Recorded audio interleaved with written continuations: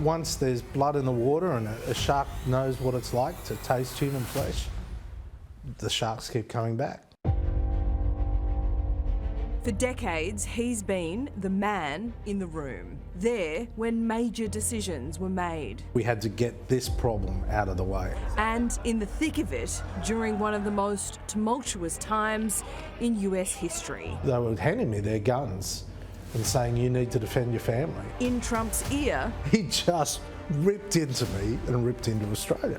And in Washington, as Australia's most important relationship was on the brink of collapse. It's like a cancer on our nation, and we need to rebuild that every time. Tonight, the former ambassador to the US, Joe Hockey, uncut, no holds barred, nothing off the table. Did you leak the transcript? Is there a pattern here, though? Pattern of behaviour from the Prime Minister? Revelations around Donald Trump's potential comeback, the phone call which nearly destroyed an alliance, the remarkable praise for the Labor leader, concerns of world war, and the incredible order he disobeyed. That's extraordinary. It is. Did you consider it? No. It's the interview sure to shake Canberra and DC. It certainly rattled this veteran politician. I can't do that. Joe Hockey, the diplomat, the interview, Sky News.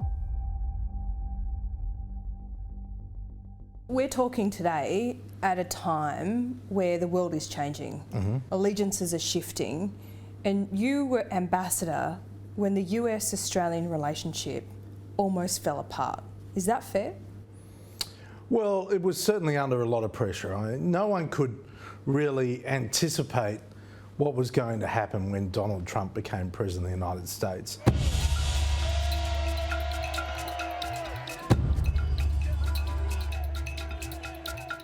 Joe Hockey arrived in the United States to take Australia's most important diplomatic posting during a political earthquake. I am officially running for President of the United States. A billionaire real estate mogul was shaking up the 2016 presidential campaign. Candidate Donald Trump was off the wall, off the cuff, and off the scale. We are going to build the wall. It will be a real wall. A real wall. I could stand in the middle of Fifth Avenue and shoot somebody and I wouldn't lose any voters. His manner, as well as his nationalistic America First policies, fissured the Republican Party base.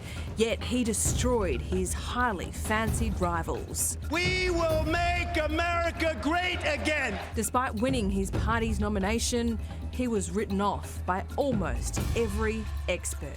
You reached out to the Trump campaign before anyone did. That paid off, but you were working against, it seemed, the Prime Minister, the Foreign Minister at the time, and the entire public service. Yeah, they were all pretty sceptical. Firstly, you know, the reason why you appoint a senior colleague to the United States is you've got to trust their judgment on the ground. And what I say in my book is don't assume you understand the United States because we've watched all the TV and grown up with everything Americana. America is 50 different countries, and in that, you know, divergent nation, you're going to have many different agendas. You're going to have many different attitudes towards Australia and so on. My view was I had to back my judgment. And I thought Donald Trump was going to win. And I said it, even publicly in Australia. I said there's a real chance he could win. I said privately to Malcolm Turnbull, I think he is going to win. And that was completely contrary to the view of almost all the public service here in Australia, but also a lot of former colleagues in Parliament.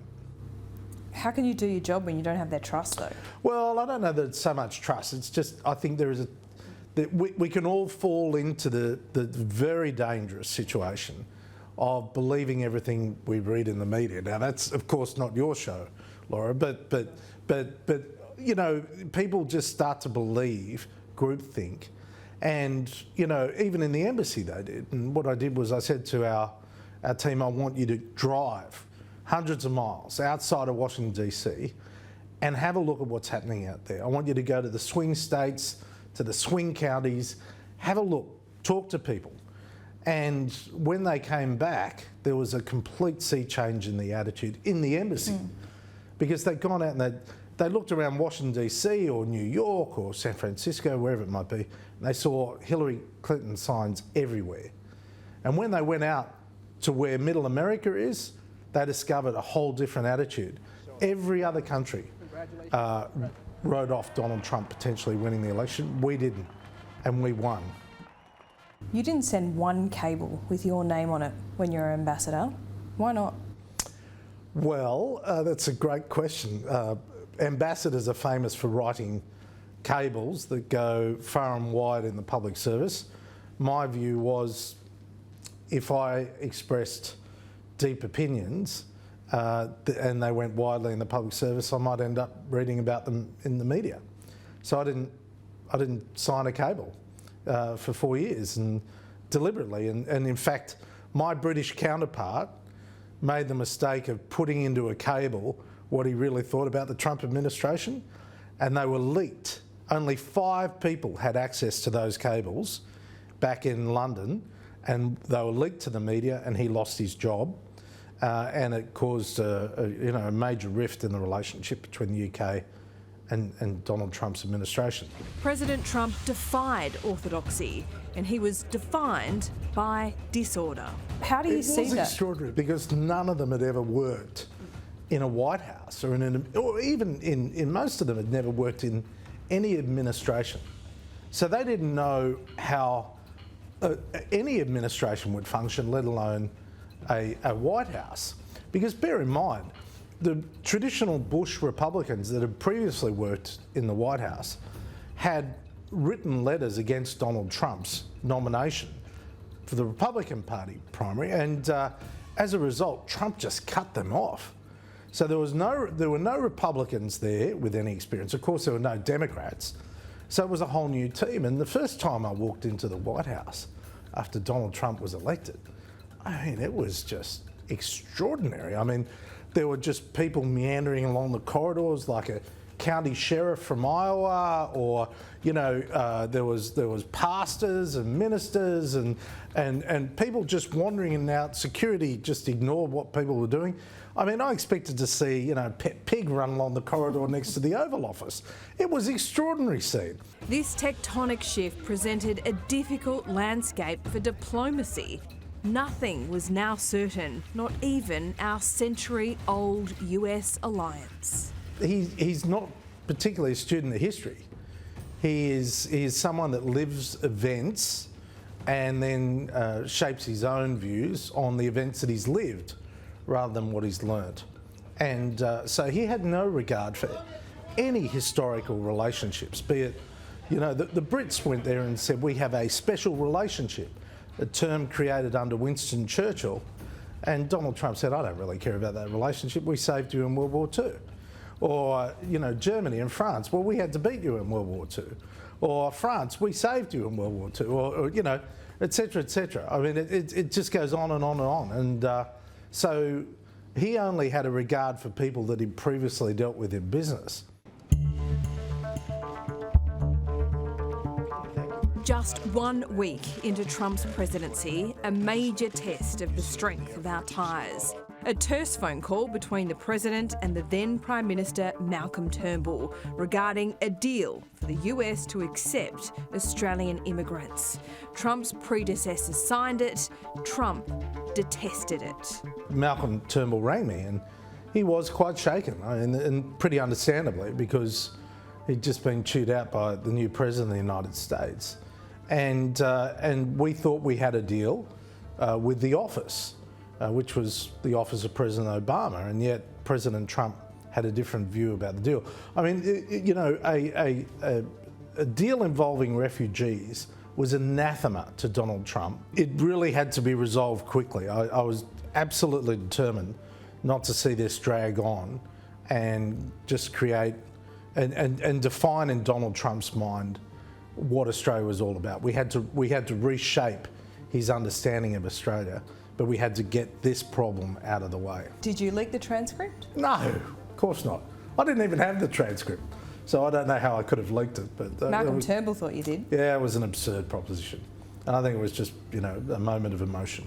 Not a lack of trust? Well, I think Malcolm's always has failed to trust any of his colleagues over the years, and that's his call, but certainly we didn't. Trump begrudgingly honoured the deal, but later berated the ambassador over a cable. The then UK High Commissioner, Alexander Downer, expressed concern that Trump campaign staffer George Papadopoulos may have been getting dirt on Hillary Clinton from Russia. That triggered the Russia collusion probe, which hung over Trump's presidency for years. He took it upon himself to go and visit the American embassy. Was that the mistake? It wasn't a mistake. I think, again, it was the right thing to do. But what happened was that the American embassy, backed by the FBI, immediately launched an investigation into Donald Trump on the basis of that information. Turnbull said to you, Alexander should never have gone to the Americans. That's contrary to what you think. Yeah, look, I think I can understand Malcolm Turnbull saying that, but why? Because it became painful for him and it became an undercurrent in the relationship. But frankly, you've got to do your job as ambassador. Good ambassadors have courage. Ordinary ambassadors just do whatever Canberra wants them to do. What Turnbull is suggesting, though, is that Alexander Downer should have covered it up. He should have shut up.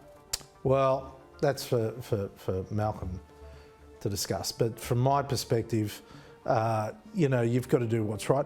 And frankly, if the Americans heard something about foreign interference in our elections, we'd expect them to tell us straight away. A year after that first golf game, you were at Mar-a-Lago, and he gave you a piece of his mind, didn't he? He did. We were meant to play Saturday morning golf, and we were meeting for breakfast at Mar-a-Lago first. And he walked into that room, and there were about 60 people having breakfast. And he stood, at Mar-a-Lago, they all stand and applaud him as he enters a room, a bit like even beyond what would happen with Queen Elizabeth. And so everyone stood and applauded, and then he sat everyone down and he said, "We have the Australian ambassador here. Oh my God, what have I done to Australia? Why would Australia start this whole thing?" He just ripped into me and ripped into Australia. But simply by me writing to say we're prepared to share that information with the Attorney General, it's certainly lowered the temperature with Donald Trump. The hot-headed leader can turn personal gripes into major political headaches, and was threatening to do that to Australia. Australian industries were almost collateral damage in Trump's trade war with China. Hockey convinced the administration to exempt Australia from steel and aluminium tariffs. But there remained very real fears that that would be reversed on a whim. He blamed Australia for instigating the Russia probe. That cable nearly cost us when it came to those tariffs, didn't it? It was close. It was close. I was more concerned that Alexander Downer says he was coming on a private trip to Washington. I said, I don't think that's a good idea. If you have a bad relationship with the President of the United States, it's like a cancer. It's like a cancer on our nation, and we need to rebuild that every time. The Trump presidency would last just one 4-year term. His widely criticised handling of the COVID-19 pandemic, mostly to blame for his election loss. Operation Warp Speed, which was America backing the vaccines, that is why we can sit here today. Because America used all of its innovation backed by a massive amount of US money, initiated by Donald Trump. And the vaccines came writ large for the world because of what he did there. The problem was he just had no empathy with the nation that was going through terrible crises. And he just failed to understand how much Americans were hurting with COVID. And even when he got COVID and it really was very serious, a threat to the life of the President of the United States. As soon as he got a little bit better, he felt the need to get in his car, endanger his own staff, and wave to his supporters outside. And that, for me, was the moment he lost the election, when he was cavalier about something that cost so many lives. Will he run? Well, my instinct is that he won't, because if there's enough reason for him to be worried about winning, the worst thing in his mind he could ever be is a two-time loser. So, having said that, if the environment is such that the Democrats haven't got a credible candidate, and at the moment they haven't, assuming Joe Biden's not going to run again, and I think we all assume he's not going to run again, then who are the Democrats going to run as the candidate? And the thing is, Donald Trump controls the Republican Party. So if he wants the nomination, in the current environment, he will get it.